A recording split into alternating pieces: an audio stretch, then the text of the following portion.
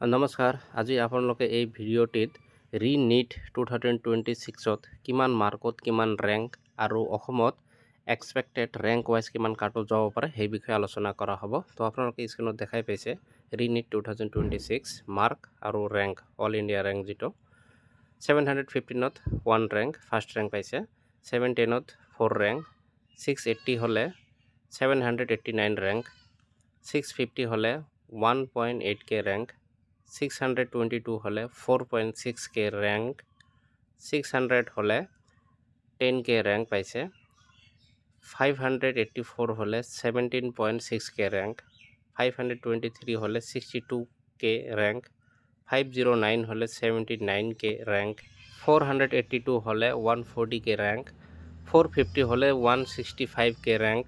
অসমত এতিয়া 15খন medical college আছে আৰু নতুনকৈ মেবি বঙাইগাঁও মেডিকেল কলেজটো এড হ'ব আৰু যদি নহয় তেনেহ'লে কাট অফটো অলপ বেছিয়ে যাব।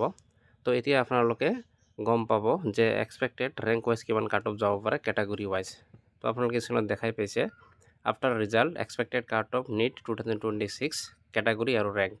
এইটো অল ইণ্ডিয়া ৰেংক হয়। জেনাৰেল হ'লে 87K ৰেংকৰ ভিতৰত থাকিলে আপোনালোকে চিট পোৱাটো খাটাং, EWS হ'লে 91K, OBC হ'লে 230K, SC হ'লে 236K ভিতৰত ৰেংক থাকিলে আপোনালোকে চিট পাব, ST প্লেন হ'লে 294K আৰু ST হিলছ হ'লে 442K ৰেংকৰ ভিতৰত থাকিলে আপোনালোকে সম্ভৱতঃ চিট পাব। তো আশা কৰোঁ আপোনালোকে ভিডিঅ'টোৰ পৰা কিছু হ'লেও উপকৃত হৈছে আৰু চেনেলটো ছাবস্ক্ৰাইব কৰিবলৈ নাপাহৰিব। ধন্যবাদ।